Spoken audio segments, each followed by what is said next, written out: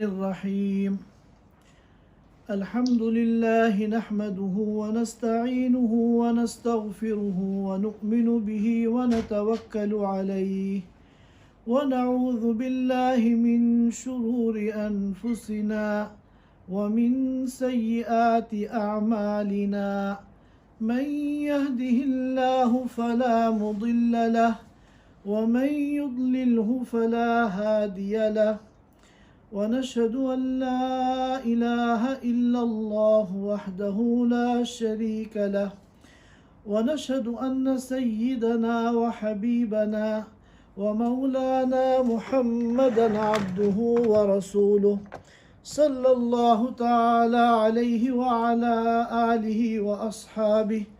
وبارك وسلم تسليما كثيرا كثيرا.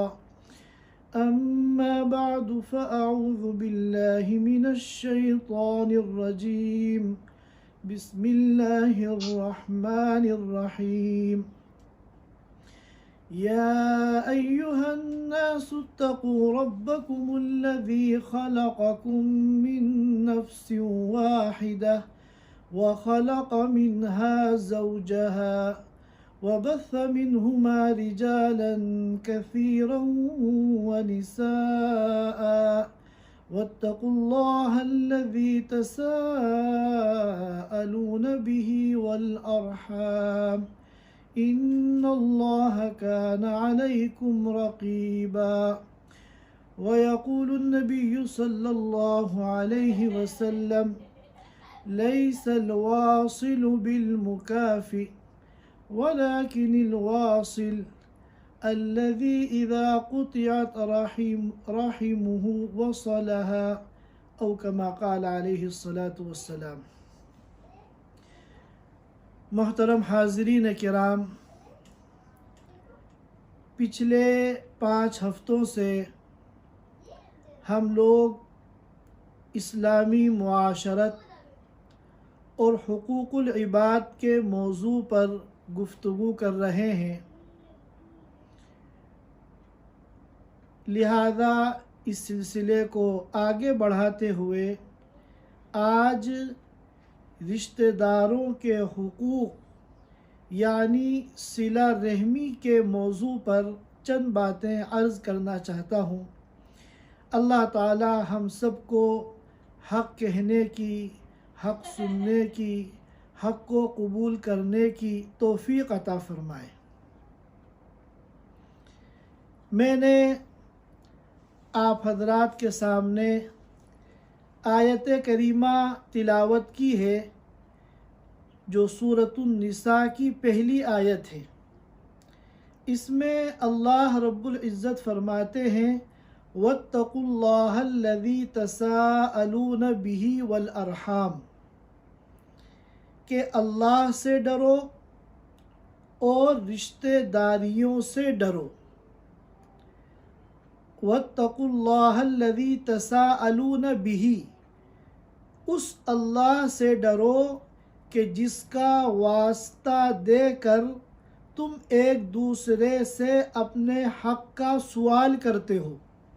کہ اللہ کے واسطے میرا فلاں کام کر دو، اللہ کے واسطے میری فلاں ضرورت کو پورا کر دو، اللہ کے واسطے میرا جو قرض ہے وہ مجھے لوٹا دو۔ تو جس اللہ کے نام کا واسطہ دے کر تم باہم ایک دوسرے سے اپنے حق کا سوال کرتے ہو، اس اللہ سے ڈرو۔ والارحام، اور دوسرے نمبر پر جس چیز سے ڈر کا حکم دیا جا رہا ہے ڈرنے کا، والارحام، اور رشتہ داریوں سے ڈرو۔ رشتہ داریوں سے ڈرنے کا مطلب یہ ہے کہ رشتہ داروں کے حقوق کو ادا کرو، ان کے ساتھ حسن سلوک کرو، ان پر احسانات کرو، اور کسی بھی قسم کی زیادتی اور حق تلفی سے بچنے کی کوشش کرو۔ عربی زبان میں ایک لفظ ہے صلۃ الرحم۔ رحم کے معنی آتے ہیں رشتہ داری، اور اسی رحم کی جمع آتی ہے ارحام، رشتہ داریاں۔ اور صلہ کے معنی آتے ہیں جوڑنا، تو صلۃ الرحم کے معنی ہوئے رشتہ داری کو جوڑنا، یعنی رشتہ داروں کے ساتھ حسن سلوک کرنا، ان پر احسان کرنا، ان کے حقوق کو ادا کرنا، ان کی خدمت کرنا، ان کی ضرورتوں کو پورا کرنا۔ تو صلۃ الرحم عربی میں کہتے ہیں، اسی کو اردو میں ہم کہتے ہیں صلہ رحمی۔ صلۃ الرحم یہ عربی کا لفظ ہے، اسی کو ہم اردو میں صلہ رحمی کہتے ہیں۔ اور اس کے مقابلے میں ایک لفظ آتا ہے عربی زبان میں قطیعۃ الرحم۔ قطیعہ کے معنی آتے ہیں کاٹنا، تو قطیعۃ الرحم کا ترجمہ ہوا رشتہ داری کو کاٹنا، یعنی رشتہ داروں کے حقوق کو ضائع کرنا، ان کے ساتھ بدسلوکی کرنا، ان کے ساتھ زیادتی کرنا۔ تو قطیعۃ الرحم یہ عربی کا لفظ ہے، ہم اس کو اردو میں کہتے ہیں قطع رحمی۔ تو آج ہماری گفتگو انہی دو باتوں پر ہوگی کہ صلہ رحمی یعنی رشتہ داروں کے ساتھ اچھا سلوک کرنا، اس کا شریعت کے اندر، دین اسلام کے اندر کیا درجہ ہے اور اس کے کیا فضائل ہیں اور اس کے کیا فوائد ہیں، اور صلہ رحمی کرنے پر کیا ثمرات برکات مرتب ہوتے ہیں، اور صلہ رحمی کرنے کے نتیجے میں انسان دین اور دنیا کی کن سعادتوں کو حاصل کرتا ہے۔ اسی طرح ہمیں قطیعۃ الرحم کو بھی سمجھنا ہے کہ قطع رحمی، رشتہ داروں کے ساتھ بدسلوکی، اس کا کیا وبال ہے، اس کا کیا گناہ ہے، اس کے کیا نقصانات ہیں، اور دنیا اور آخرت میں قطع رحمی کی وجہ سے انسان کیا شقاوتوں سے اور گناہوں سے اور وبال سے کا اس کو سامنا کرنا پڑتا ہے۔ ان دونوں باتوں کو ہمیں قرآن و حدیث کی روشنی میں سمجھنا ہے۔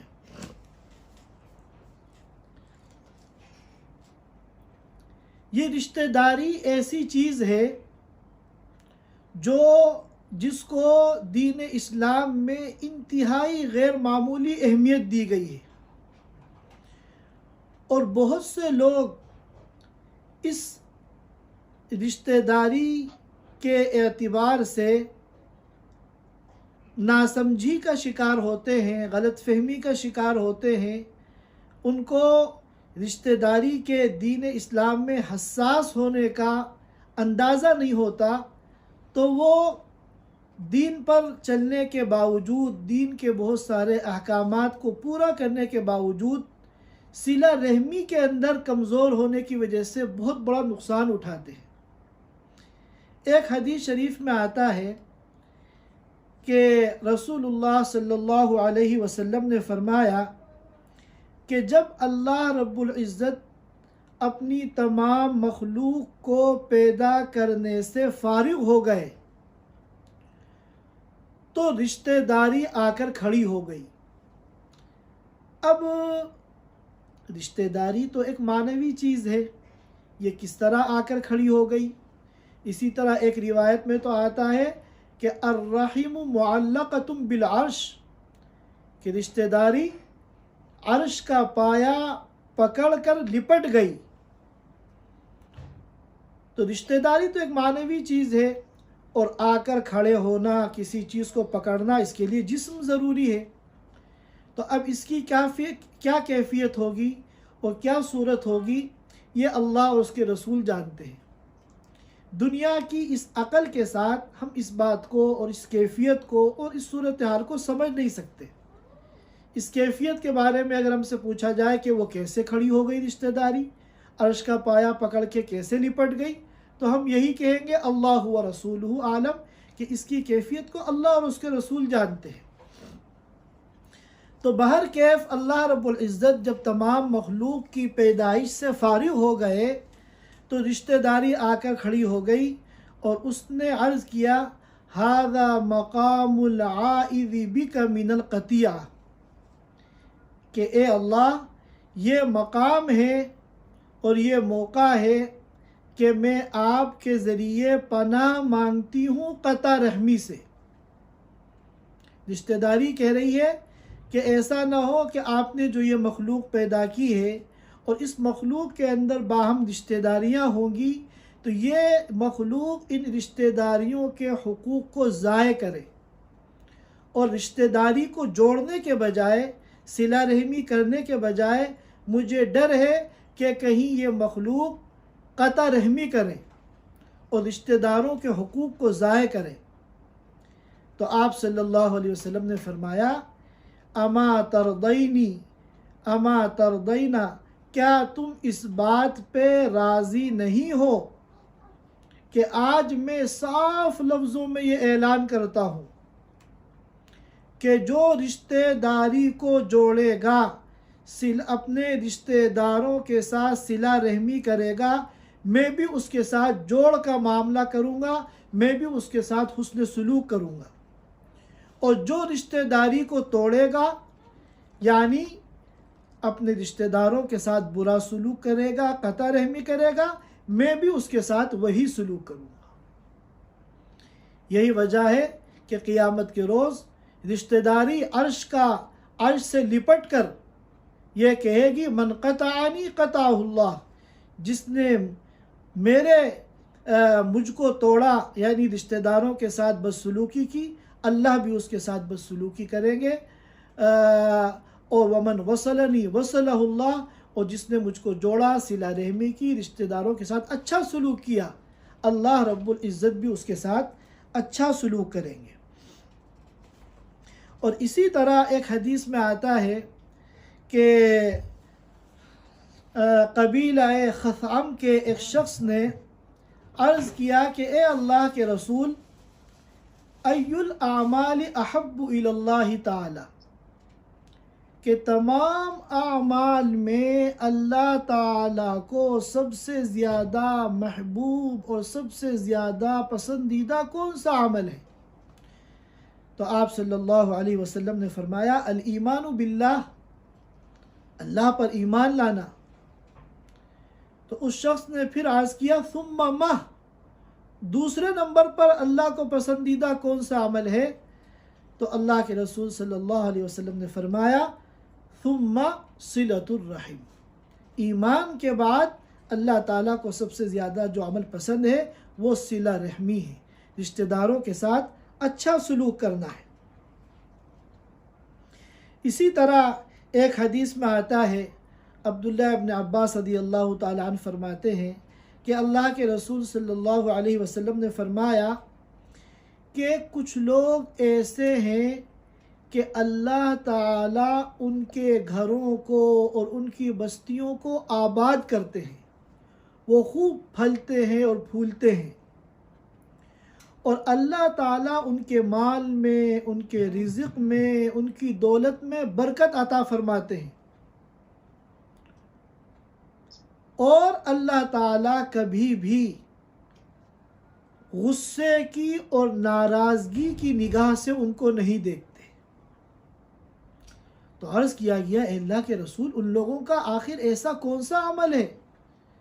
کہ جس کی وجہ سے اتنے بڑے بڑے انعامات ان کو دیے جاتے ہیں کہ ان کے گھروں کو، ان کی بستیوں کو آباد کیا جاتا ہے، اور ان کے مال میں، ان کی دولت میں، ان کے رزق میں برکت دی جاتی ہے، اور سب سے بڑی بات کہ اللہ تعالیٰ کبھی بھی غضب کی اور ناراضگی کی نگاہ سے ان کو نہیں دیکھتے۔ آخر اتنے بڑے بڑے یہ تین انعامات ان کے کس عمل کی وجہ سے انہیں ملتے ہیں؟ تو آپ صلی اللہ علیہ وسلم نے فرمایا بِصِلَتِهِمْ لِأَرْحَامِهِمْ، ان کے اپنے رشتہ داروں کے ساتھ صلہ رحمی کرنے کی وجہ سے، حسن سلوک کرنے کی وجہ سے۔ اور اسی طرح ایک حدیث میں آتا ہے کہ قیامت کے دن ہر رشتہ داری ہر انسان کے سامنے آئے گی۔ اب مثال کے طور پہ میں ہوں، میرے بہت سارے رشتہ دار ہیں، ہر ایک سے الگ الگ رشتہ ہے، تو ہر رشتہ داری ہر انسان کے سامنے آئے گی۔ اگر اس رشتہ دار کے ساتھ اس نے حسن سلوک کیا ہے تو وہ صلہ رحمی کی گواہی دے گی، اور اگر اس رشتہ دار کے ساتھ اس نے برا سلوک کیا ہے تو یہ رشتہ داری قطع رحمی کی گواہی دے گی۔ اور اسی طرح ایک حدیث میں آتا ہے کہ جو یہ چاہتا ہے کہ میرے رزق میں، میرے مال میں، میری دولت کے اندر برکت ہو، اضافہ ہو، خوب میں دولت مند بن جاؤں، مال والا بن جاؤں، اور اسی طرح میری عمر میں برکت ہو، مجھے لمبی عمر مل جائے، تو جو شخص ان دو باتوں کی تمنا کرتا ہے کہ اس کے مال میں بھی برکت ہو جائے اور اس کی عمر میں بھی برکت ہو جائے، تو اللہ کے رسول صلی اللہ علیہ وسلم فرماتے ہیں، بخاری شریف اور مسلم شریف کی روایت ہے، فَلْيَصِلْ رَحِمَهُ، اس کو چاہیے کہ اپنے رشتہ داروں کے ساتھ صلہ رحمی کرے۔ اور ایک دوسری حدیث کے اندر تیسرا فائدہ بیان کیا گیا کہ جو صلہ رحمی کرتا ہے تو وہ برے انجام سے محفوظ رہتا ہے، یعنی اس کو حسن انجام کی توفیق اس کو ملتی ہے جب وہ اس دنیا سے جاتا ہے تو اس کا ایمان پر خاتمہ ہوتا ہے۔ یہ اتنے بڑے بڑے فوائد ہیں صلہ رحمی کے اور فضائل ہیں۔ اور اسی طرح اس کے مقابلے میں جو قطع رحمی ہے، ایک حدیث میں آتا ہے، مسند احمد کے اندر روایت ہے، حضرت ابو ہریرہ رضی اللہ تعالیٰ عنہ فرماتے ہیں کہ اللہ کے رسول صلی اللہ علیہ وسلم نے فرمایا کہ تمام انسانوں کے اعمال ہر جمعرات کے دن رات میں، یعنی شب جمعہ میں، اللہ تعالیٰ کے سامنے پیش کیے جاتے ہیں، تو سب کے اعمال کو قبول کیا جاتا ہے سوائے ایک شخص کے، اور وہ کون ہے؟ فَلَا يُقْبَلُ عَمَلُ قَاطِعِ رَحِمٍ، جو رشتہ داروں کے ساتھ بدسلوکی کرنے والا ہے، قطع رحمی کرنے والا ہے، اس کے عمل کو قبول نہیں کیا جاتا۔ اور اسی طرح بخاری کی اور مسلم کی حدیث ہے، حضرت جبیر رضی اللہ تعالیٰ عنہ فرماتے ہیں کہ اللہ کے رسول صلی اللہ علیہ وسلم نے فرمایا، لا يدخل الجنت قاطع، کہ جو قطع رحمی کرنے والا ہے، رشتہ داروں کے ساتھ بدسلوکی کرنے والا ہے، ان کی حق تلفیاں کرنے والا ہے، ان کے ساتھ زیادتی کرنے والا ہے، وہ جنت میں داخل نہیں ہوگا۔ اور اسی طرح حضرت ابو ہریرہ رضی اللہ تعالیٰ عنہ کی ایک روایت ہے جس کو امام بیہقی نے السنن الکبریٰ میں نقل فرمایا ہے کہ جتنے بھی نیکی کے کام ہیں، جتنی بھی نیکیاں کی جاتی ہیں، ان میں سب سے جلدی جس کا اجر و ثواب ملتا ہے وہ صلہ رحمی ہے۔ سب سے جلدی جس کا اجر و ثواب ملتا ہے تمام نیکیوں میں وہ صلہ رحمی ہے۔ آپ اپنے رشتہ داروں کے ساتھ اچھا سلوک کیجئے، ان کے اوپر احسان کیجئے، اگر وہ ضرورت مند ہیں ان کی ضرورت کو پورا کیجئے، اگر وہ بیمار ہیں تو ان کی عیادت کیجئے، ان کے یہاں کسی کا انتقال ہو گیا ہے تو آپ تعزیت کیجئے، ان کے یہاں خوشی کا موقع ہے تو آپ ان کی خوشی میں، ان کے یہاں غم ہے تو آپ ان کے غم میں شرکت کیجئے۔ یہ تمام جو صلہ رحمی کی شکلیں ہیں، جیسے انسان صلہ رحمی کی کوئی بھی شکل اختیار کرتا ہے، اس کی جو ثمرات ہیں، اس کی جو برکات ہیں، اس کا جو اجر و ثواب ہے، سب سے پہلے اس کو حاصل ہوتا ہے۔ اور اسی کے مقابلے میں فرمایا بیہقی کی اس روایت میں کہ اللہ کی نافرمانیوں میں سب سے جلدی سزا جس گناہ کی اور نافرمانی کی دی جاتی ہے وہ ظلم ہے اور قطع رحمی ہے۔ ظلم کرنا، کسی پر زیادتی کرنا، اور اسی طرح قطع رحمی کرنا، رشتہ داروں کے ساتھ بدسلوکی کرنا، یہ ایسے سنگین گناہ ہیں کہ تمام گناہوں میں سب سے جلدی جو سزا ملتی ہے وہ ان گناہوں کی ملتی ہے۔ تو میں نے ذخیرہ حدیث میں سے چند احادیث مبارکہ آپ حضرات کے سامنے پیش کی ہیں، جس سے ہمیں اور آپ کو یہ اندازہ ہو جائے گا کہ دین اسلام کے اندر صلہ رحمی کا کیا مقام ہے۔ علامہ نووی رحمۃ اللہ علیہ فرماتے ہیں کہ صلہ رحمی واجب ہے اور ضروری ہے، اور اس کے مقابلے میں قطع رحمی یہ ناجائز ہے، حرام ہے، اور فرماتے ہیں معصیت کبیرہ، بہت بڑا گناہ ہے۔ اور علامہ نووی رحمۃ اللہ علیہ نے اس پر پوری امت کا اجماع نقل کیا ہے کہ اس میں کسی کا کوئی اختلاف نہیں ہے، پوری امت اس پر متفق ہے کہ صلہ رحمی واجب ہے اور قطع رحمی بہت بڑا گناہ ہے۔ ہمارے سامنے سب سے بڑی جو آئیڈیل شخصیت ہے، مثالی شخصیت ہے،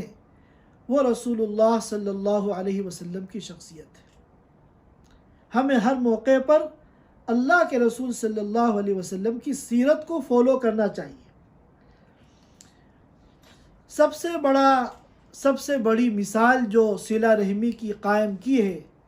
اس دنیا کی تاریخ میں، انسانیت کی تاریخ میں، وہ رسول اللہ صلی اللہ علیہ وسلم نے قائم فرمائی، کیونکہ آپ صلی اللہ علیہ وسلم کی مکی زندگی میں مشرکین مکہ جو آپ کے رشتہ دار تھے اور جن کے ساتھ آپ کا خونی رشتہ تھا، انہوں نے آپ کو ایسی اذیتیں دیں اور آپ کو ایسی تکلیفیں پہنچائیں کہ جب ہم سیرت میں پڑھتے ہیں تو ہمارے رونگٹے کھڑے ہو جاتے ہیں۔ شیعہ بنی طالب میں قید کر کے بھوک اور فاقے پر مجبور کیا، نمازوں کے دوران سجدے کی حالت میں غلاظتیں آپ کے اوپر ڈالی اور آپ کو قتل کرنے کی ہر ممکن کوشش کی اور ہر تدبیر اختیار کی۔ ظلم کی کوئی شکل انہوں نے چھوڑی نہیں جو آپ صلی اللہ علیہ وسلم کے خلاف انہوں نے استعمال نہ کی۔ لیکن جب فتح مکہ کے موقع پر فاتحانہ شان کے ساتھ آپ مکہ مکرمہ میں داخل ہوئے تو یہ سارے مشرکین مکہ جو آپ کے رشتہ دار تھے اور جنہوں نے کچھ سالوں قبل آپ کے اوپر ظلم کے پہاڑ توڑ دیے تھے، اب یہ سب گھبرانے لگے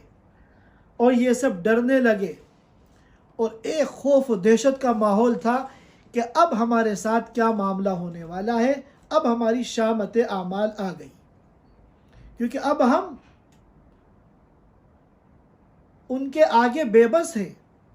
اللہ کے رسول صلی اللہ علیہ وسلم اور صحابہ کرام نے مکے کو فتح کر لیا ہے۔ ان کی خواہش یہ تھی اور تمنا یہ تھی کہ ہماری گردن کو معاف کر دیا جائے۔ وہ خود سمجھتے تھے کہ ہم سب اس کے مستحق ہیں کہ ہم سب کو لائن سے کھڑا کر کے ہم سب کی گردن مار دی جائے، لیکن وہ آپ صلی اللہ علیہ وسلم کی ذات کو اور آپ کی شفقت کو اور آپ کی رحم دلی کو خوب اچھی طرح جانتے تھے، تو وہ یہ تمنا کرتے تھے کہ ہمیں قتل نہ کیا جائے، بس ہمیں زیادہ سے زیادہ ملک بدل کر دیا جائے، جلا وطن کر دیا جائے، مکے سے نکال دیا جائے، ہم ماں بقیہ اپنی زندگی کہیں اور گزار لیں گے۔ لیکن اس دن اللہ کے رسول صلی اللہ علیہ وسلم نے جو فیصلہ فرمایا وہ انسانیت کی تاریخ کا ایک عظیم فیصلہ تھا۔ آپ نے اعلان فرما دیا کہ تم سب آزاد ہو، اذهبوا فانتم الطلقاء، اور آپ نے عام رہائی کا اعلان کر دیا۔ تو اتنا بڑا صلہ رحمی کا واقعہ فتح مکہ کے موقع پر پیش آیا کہ دنیا کی تاریخ اس کی نظیر پیش کرنے سے قاصر ہے۔ تو اللہ کے رسول صلی اللہ علیہ وسلم نے اپنے ان رشتہ داروں کو جو کہ مشرک تھے، مؤمن نہیں تھے، اور جنہوں نے آپ پر ظلم کے پہاڑ توڑے تھے، آپ نے جو ہے اپنے دل کو بڑا کر کے ان سب کو معاف کر دیا۔ تو ہم سب لوگ کو چاہیے کہ ہم چھوٹی چھوٹی باتوں پہ جو اپنے رشتہ داروں کی کلاس لینے لگتے ہیں اور ان کے ساتھ ہم برابری کا معاملہ کرنے لگتے ہیں، ہمارے سامنے اللہ کے رسول صلی اللہ علیہ وسلم کی سیرت ہے کہ اتنے بڑے جرم کو اتنی آسانی کے ساتھ انہوں نے معاف کر دیا۔ ہم لوگ یہ سمجھتے ہیں، بہت سے لوگ، کہ ہم رشتہ داروں کے ساتھ برابر سرابر کا معاملہ کرتے ہیں، جتنا انہوں نے ہمارے ساتھ کیا اتنا ہی ہم نے ان کے ساتھ کر دیا۔ ہم یہ نہیں سمجھتے کہ جتنا وہ ہمارے ساتھ کریں ہمیں اس سے زیادہ کرنا چاہیے، بس یہ سمجھتے ہیں کہ جتنا ہمارے ساتھ کیا جا رہا ہے ہمیں بھی اتنا ہی کرنا چاہیے۔ حالانکہ حدیث میں آتا ہے جس کی یہ سوچ ہوگی، جو برابر سرابر کا معاملہ کرنا چاہے گا اور جیسے کو تیسا والا ذہن جس کا ہوگا، وہ کبھی بھی صحیح معنی میں صلہ رحمی کا حق ادا نہیں کر سکتا۔ اسی لیے حدیث پاک میں آتا ہے لیس الواصل بالمکافی، کہ صحیح معنی میں صلہ رحمی کرنے والا وہ نہیں ہے جو برابر سرابر کا معاملہ کرنے والا ہے، کہ جیسا اس کے ساتھ کیا جائے وہ بھی ان کے ساتھ ایسا ہی کرے۔ یہ کبھی بھی صلہ رحمی کرنے والا نہیں ہے، بلکہ صحیح معنی میں صلہ رحمی کرنے والا شخص وہ ہے کہ جس کے ساتھ قطع رحمی کی جائے، جس کے ساتھ قطع رحمی کی جائے اور وہ صلہ رحمی کرے، کیونکہ اللہ کے رسول صلی اللہ علیہ وسلم کی زندگی ہمارے سامنے ہے۔ آپ کو جب گالیاں دی جاتی تھی تو آپ دعائیں دیتے تھے، آپ کے ساتھ قطع رحمی کی جاتی تھی آپ صلہ رحمی کرتے تھے، آپ پر پتھر برسائے جاتے تھے تو آپ پھول برساتے تھے۔ تو جب تک ہم اس صفت پر نہیں آئیں گے اور اپنا یہ ذہن نہیں بنائیں گے، اس وقت تک ہم صلہ رحمی کا حق ادا نہیں کر سکتے۔ بہت سے لوگ یہ سمجھتے ہیں رشتہ داروں کے بارے میں کہ اگر کسی رشتہ دار نے، کوئی رشتہ دار ہمارے یہاں شادی کے موقع پہ نہیں آیا تو ہم اگر اس کے یہاں چلے جائیں گے تو ہم ذلیل ہو جائیں گے، ہماری نیچی ہو جائے گی۔ ہمارے یہاں ہمارے والد بیمار ہوئے، اسپتال میں داخل ہوئے، سب لوگ آئے، عیادت کی، مگر فلاں رشتہ دار نہیں آیا۔ اب اگر ان کے یہاں کوئی بیمار ہے ہم وہاں چلے جائیں گے تو اس سے ہماری نیچی ہو جائے گی۔ یہ ہماری سوچ کی خرابی ہے، یہ ہماری سوچ غلط ہے۔ حالانکہ الٹا ہے، اگر قطع رحمی کرنے والے کے ساتھ ہم صلہ رحمی کریں گے، ہماری شادی میں نہ آنے والے کی شادی میں ہم شرکت کریں گے، تو اس میں ہماری ذلت نہیں ہے، اس میں ہماری عزت ہے، اس میں ہماری نیچی نہیں ہوگی بلکہ اس میں ہماری اونچی ہوگی۔ ذلت تو اس کی ہوگی جو قطع رحمی کرنے والا ہے، جو آپ کی حق تلفی کرنے والا ہے، جو آپ کے خوشی اور آپ کے غم میں شرکت نہ کرنے والا ہے، ذلت تو اس کی ہے۔ ہماری سوچ جو ہے غلط ہو گئی ہے، ہم الٹا سوچتے ہیں۔ اسی لیے ایک حدیث میں حضرت ابو ہریرہ رضی اللہ تعالیٰ عنہ فرماتے ہیں کہ اللہ کے رسول صلی اللہ علیہ وسلم کی خدمت میں ایک شخص حاضر ہوا اور اس نے عرض کیا کہ اللہ کے رسول، میرے کچھ رشتہ دار ایسے ہیں کہ میں تو ان کے ساتھ صلہ رحمی کرتا ہوں مگر وہ میرے ساتھ قطع رحمی کرتے ہیں، میں ان پر احسانات کرتا ہوں مگر وہ میرے ساتھ بدسلوکی کرتے ہیں،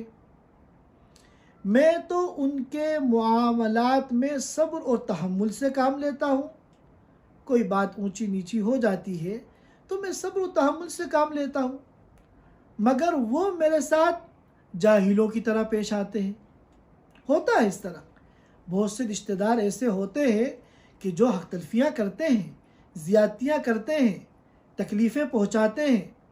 اپنی زبان سے، اپنے رویے سے، اپنے کردار سے۔ تو اسی طرح کی کچھ شکایتیں ایک شخص نے اللہ کے رسول صلی اللہ علیہ وسلم کی خدمت میں آ کے کی کہ میرے کچھ رشتہ دار ایسے ہیں جن کے ساتھ میں صلہ رحمی کرتا ہوں، وہ میرے ساتھ قطع رحمی کرتے ہیں، میں ان پر احسان کرتا ہوں، وہ میرے ساتھ برا سلوک کرتے ہیں، میں ان کے معاملات میں صبر و تحمل سے کام لیتا ہوں، مگر وہ جاہلوں جیسا برتاؤ کرتے ہیں۔ تو اللہ کے رسول صلی اللہ علیہ وسلم نے فرمایا لَإِن كُنْتَ كَمَا قُلْتَ، اگر بات ایسی ہے جیسے تم کہہ رہے ہو، فَكَأَنَّمَا تُصِفُّهُمُ الْمَلْ، تو گویا کہ تم ان رشتہ داروں کے چہرے پہ مٹی مار رہے ہو۔ یہ مٹی مارنے کا مطلب یہ ہے کہ اس کا مطلب یہ ہے کہ وہ رشتہ دار ذلیل ہو رہے ہیں۔ ہم تو الٹا سوچتے ہیں کہ وہ ہمارے یہاں نہیں آئے لہذا ہمیں بھی لیے دیا رہنا چاہیے، ہم اگر چلے جائیں گے ان کی ہماری نیچی ہو جائے گی۔ حالانکہ اللہ کے رسول صلی اللہ علیہ وسلم فرما رہے ہیں کہ اصل جو ذلت ہو رہی ہے وہ اس کو ہو رہی ہے، اور تم تو صلہ رحمی کر کے عزت کے مقام پہ فائز ہو رہے ہو۔ اور صرف اتنا ہی نہیں بلکہ اللہ کے رسول صلی اللہ علیہ وسلم نے فرمایا کہ جب تک ایسا ہوتا رہے گا کہ تم اچھا کرتے رہو اور وہ تمہارے ساتھ برا کرتے رہیں،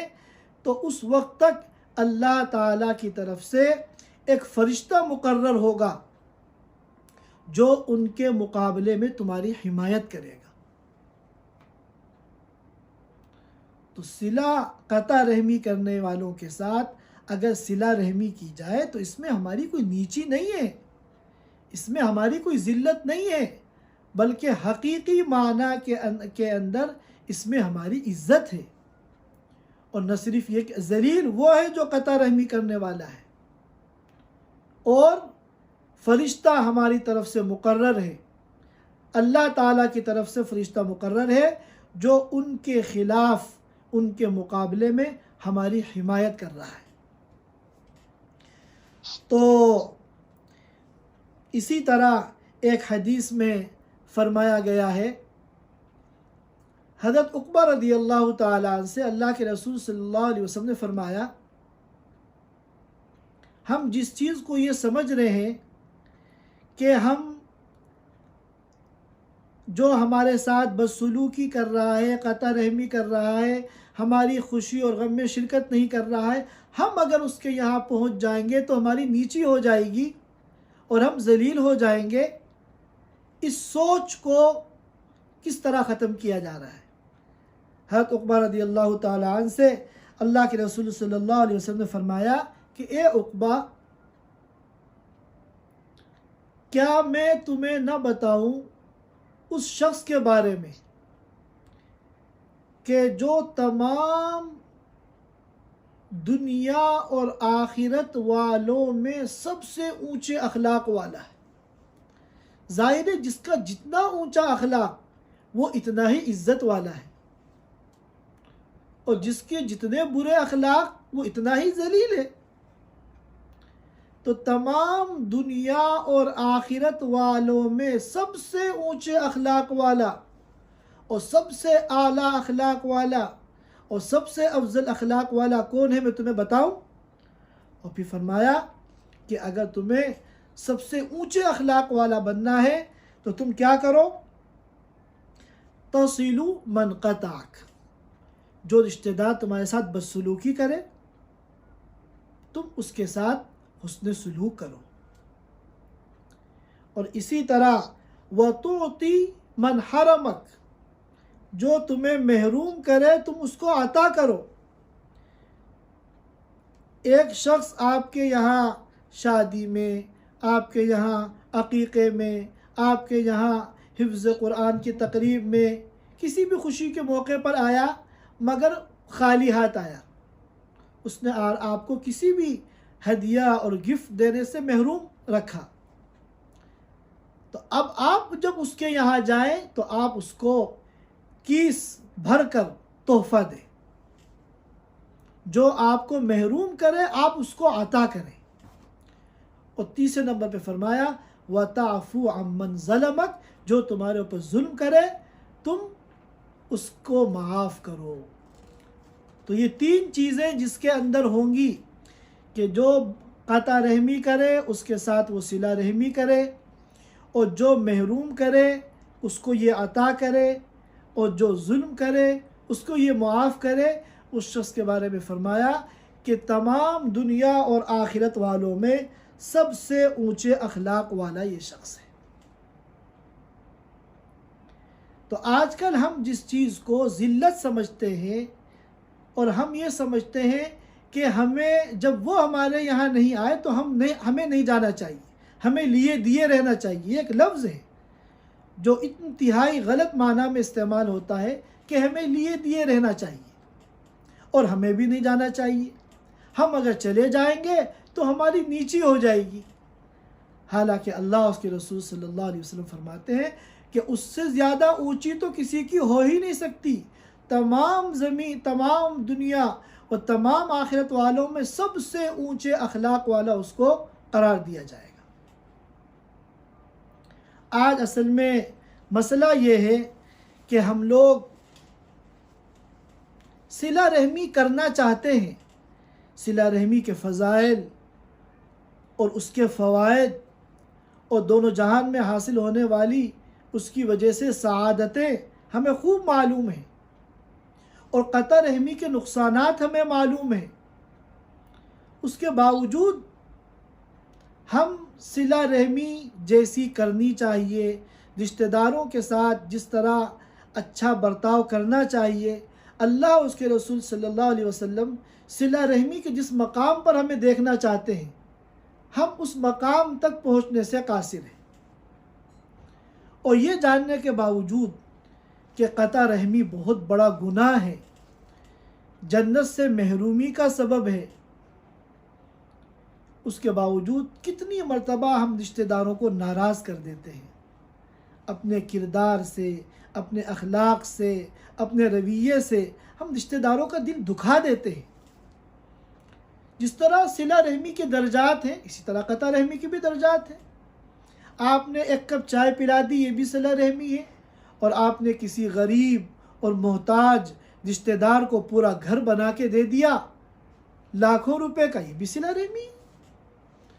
اسی طرح قطع رحمی کی بھی درجات ہیں کہ ایک رشتہ دار کو طنز کر دیا، اس کا دل دکھا دیا، چند لوگوں کے سامنے اس کو ذلیل کر دیا، یہ بھی قطع رحمی ہے۔ اور اسی طرح اپنے رشتہ دار کے اوپر ظلم کے پہاڑ توڑ دیے، رشتہ دار کو قتل کر دیا، نعوذ باللہ من ذالک، تو یہ بھی کیا کہتے ہیں، قطع رحمی ہے۔ تو عام طور پر جو چیز رکاوٹ بنتی ہے وہ دو چیزیں ہیں۔ ایک تو یہ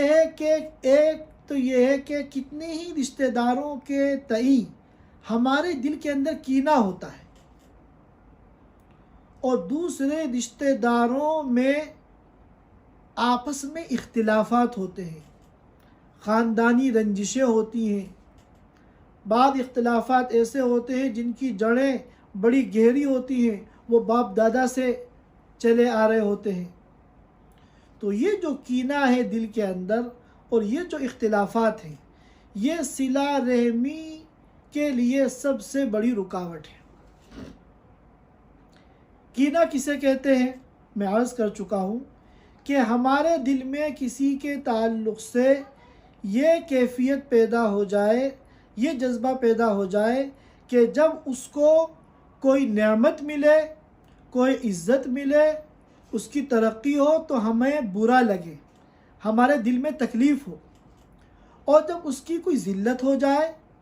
اس کا کوئی نقصان ہو جائے، اس کے اوپر کوئی حالات آ جائے تو اس سے ہمارا دل خوش ہو۔ جب کسی کی کامیابی کی، ترقی کی، خوشحالی کی اطلاع مل رہی ہے تو ہمیں برا لگ رہا ہے، اور جب کسی مصیبت یا بیماری یا ان کے اوپر آنے والی کسی پریشانی کا علم ہو رہا ہے تو ہمیں خوشی ہو رہی ہے، ہم اپنی مجلسوں میں بیٹھ کر مزے لے کر اس کا تذکرہ کر رہے ہیں۔ یہ جو بدخواہی کا جذبہ دل کے اندر ہوتا ہے، اس کا نام کینہ ہے، اور یہ کینہ بہت بڑا ناسور ہے، بہت بڑی باطنی بیماری ہے، اتنا بڑا گناہ ہے کہ بعض موقعوں پر اللہ رب العزت تمام ایمان والوں کے لیے مغفرت کا فیصلہ فرماتے ہیں اور تمام ایمان والوں کے لیے جنت کا فیصلہ فرماتے ہیں، مگر اس کو مستثنا کر دیتے ہیں۔ جس کے دل میں حقد ہے، کینہ ہے، اس کے لیے مغفرت کا نہ کوئی وعدہ ہے، جنت کا نہ کوئی فیصلہ ہے۔ اور دوسری چیز ہے اختلافات۔ شیطان کو چونکہ معلوم ہے کہ صلہ رحمی اگر یہ انسان کرے گا اور قطع رحمی سے بچ جائے گا تو اس کا بیڑا پار ہو جائے گا، کیونکہ صلہ رحمی کو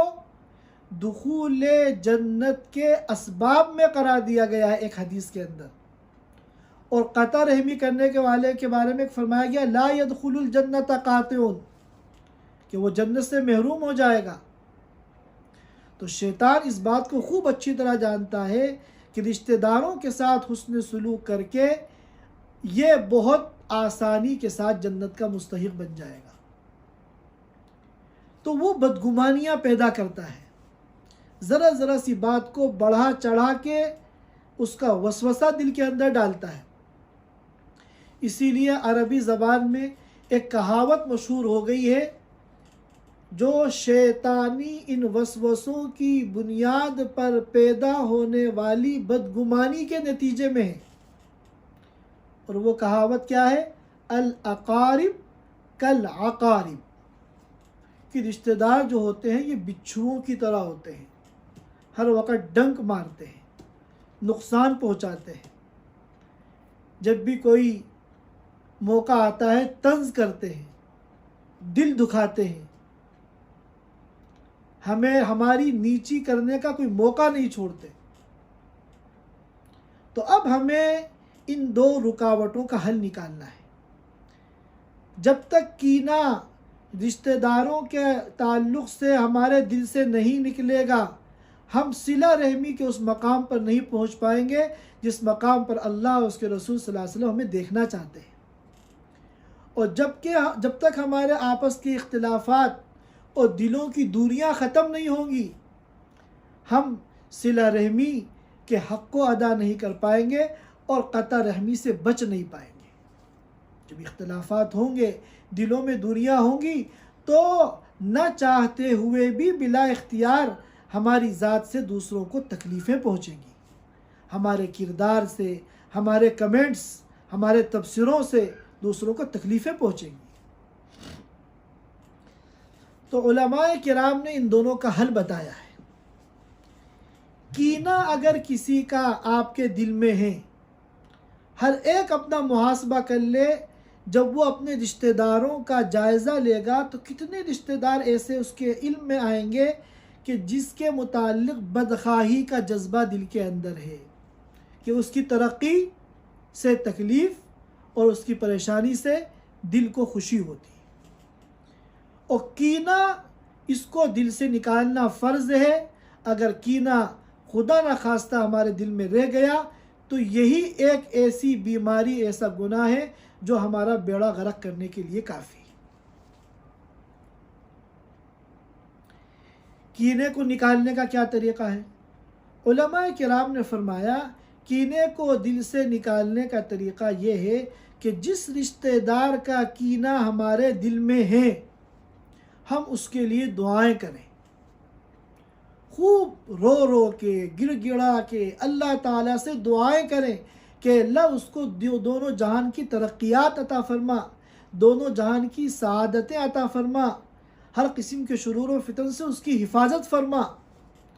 جب ہم یہ دعا کریں گے تو ہمارے دل پہ آرے چلیں گے،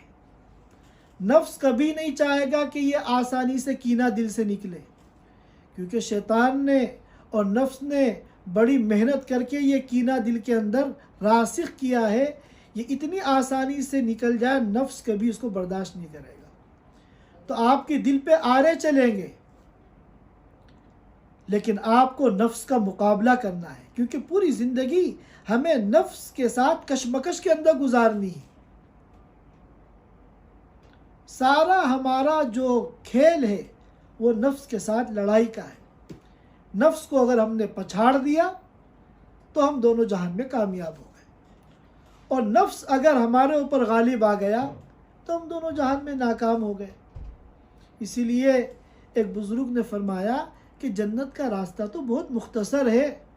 صرف 2 قدم کا راستہ ہے۔ پہلا قدم اپنے نفس پر رکھو، اگلا قدم آپ کا جنت کے اندر ہے۔ لہذا اپنے ان تمام رشتہ داروں کے لیے ہم خیر کی دعائیں کریں، اللہ پاک اس دعا کی برکت سے ہمارے دل کے اندر سے اس کینے کو نکال دیں گے۔ ظاہر ہے کہ اگر کینہ ہمارے دل میں ہے تو اس سے اس کا نقصان کیا ہے؟ نقصان تو ہمارا ہی ہے۔ تو اگر کینے کو ہم نکال دیں گے تو اصل فائدہ ہمارا اپنا ہے، ہم اللہ کی رحمتوں کے مستحق ہو جائیں گے، ہم مغفرت کے اور جنت کے مستحق ہو جائیں گے۔ اور جب تک کینہ دل کے اندر رہے گا یہ بہت بڑی رکاوٹ بنا رہے گا مغفرت کے لیے اور جنت کے مستحق ہونے کے لیے۔ اور دوسری چیز ہے اختلافات۔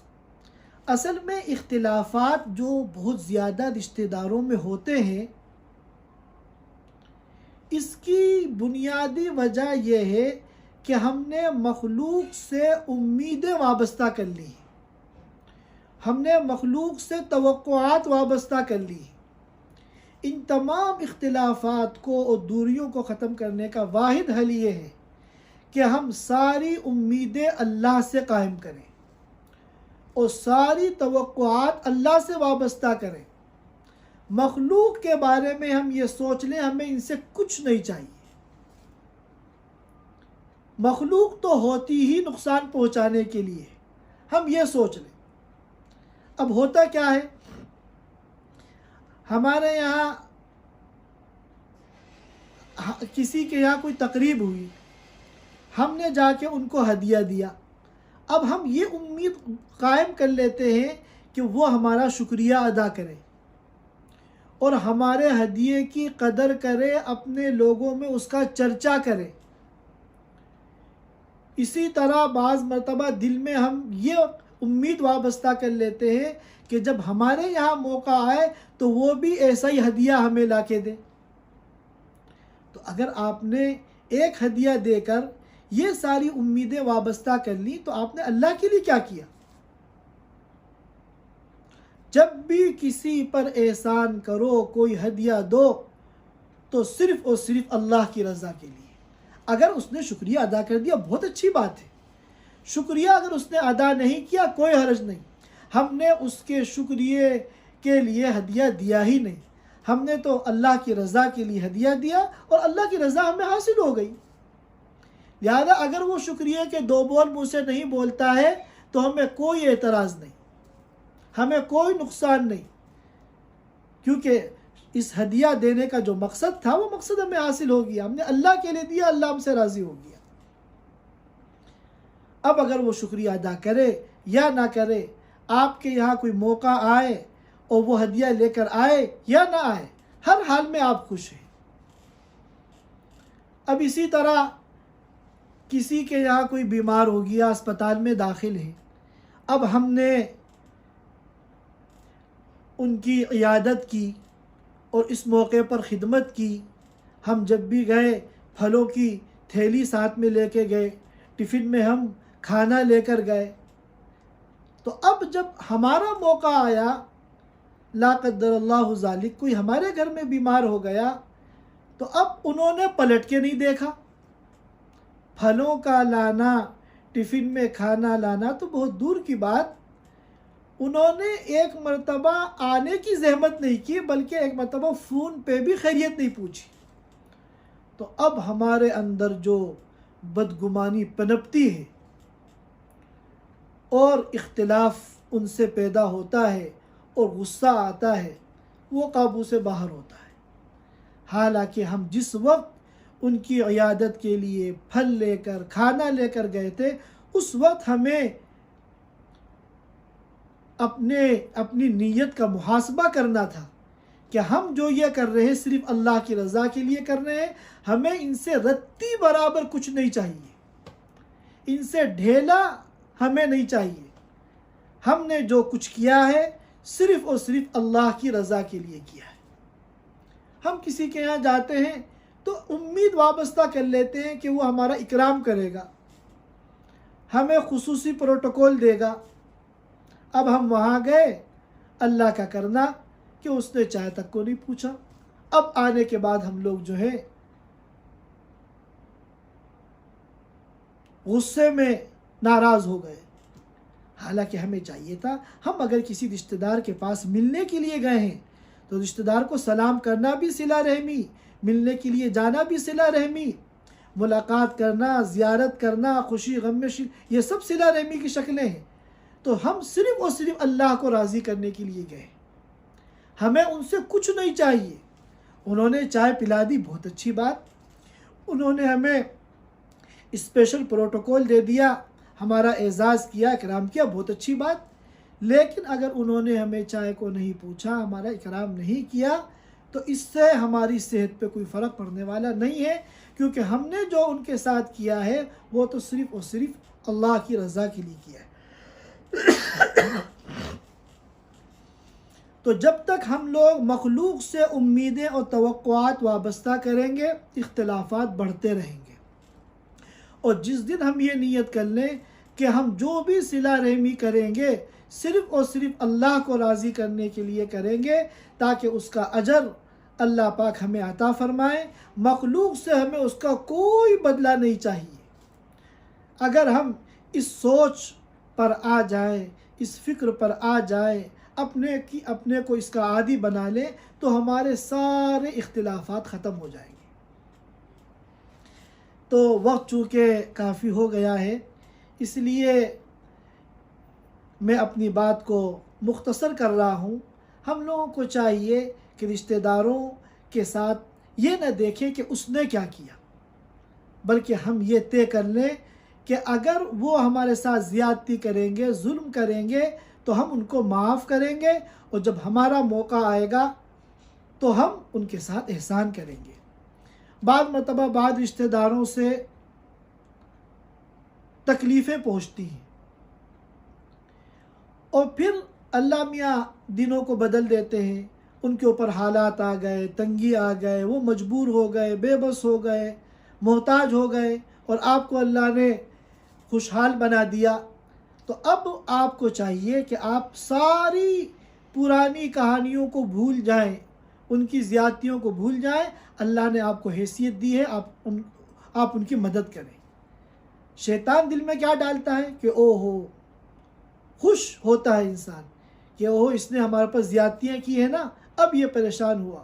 اب یہ سانپ کا سر کچلنے کا وقت آ گیا۔ حالانکہ ہمیں اس کی مدد کرنی چاہیے اور اس کی زیادتیوں کو معاف کرنا چاہیے۔ میں جب ہم لوگ انڈیا جاتے ہیں تو میں اپنے بچوں سے جانے سے پہلے ایک مذاکرہ کرتا ہوں۔ میں یہ کہتا ہوں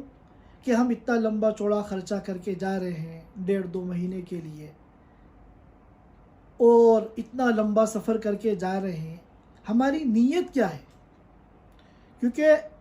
بخاری شریف کی پہلی حدیث ہے انما الاعمال بالنیات، اعمال کا دار و مدار نیت پر ہے، اور انہی احادیث کی بنیاد پر شریعت کا اصول ہے الامور بمقاصدها، جیسا مقصد ہوگا اللہ کے یہاں اس عمل کی ویسی حیثیت ہوگی۔ تو اس وقت ہم آپس میں بیٹھ کے یہ مذاکرہ کرتے ہیں کہ ہم یہ نیت کرتے ہیں کہ ہم جو یہ سفر کر رہے ہیں، یہ دین اسلام کے ایک عظیم الشان حکم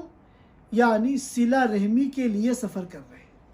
ہم وہاں جائیں گے، اپنے ماں باپ کے پاس بیٹھیں گے، ان کی خدمت کریں گے، ان کی بات سنیں گے، اپنے رشتہ داروں کے غم میں شریک ہوں گے، ان کی خوشی میں شریک ہوں گے، جن کے یہاں اللہ نے اولاد دی ہے ہم ان کو مبارکباد دیں گے، اور جن کے یہاں کسی کا انتقال ہوا ہے ہم تعزیت کریں گے، اور جن کے یہاں کوئی بیمار ہے ہم عیادت کریں گے، اور جتنا اللہ پاک ہم کو توفیق دے گا ہم رشتہ داروں کو ہدیہ دینے کی کوشش کریں گے۔ تو صلہ رحمی کی جو شکلیں ہم یہاں بیٹھ کر نہیں کر سکتے، ہم یہ نیت کرتے ہیں اس سفر سے پہلے کہ ہم انشاءاللہ وہاں جا کے صلہ رحمی کی ان شکلوں پر عمل کریں گے، تاکہ صلہ رحمی کے جو فوائد ہیں، ثمرات ہیں، خیرات و برکات ہیں، اللہ پاک ہم سب کو ان سے مستفید و مالا مال فرمائے۔ اللہ تعالی ہم سب کو کہنے سننے سے زیادہ عمل کرنے کی توفیق عطا فرمائے۔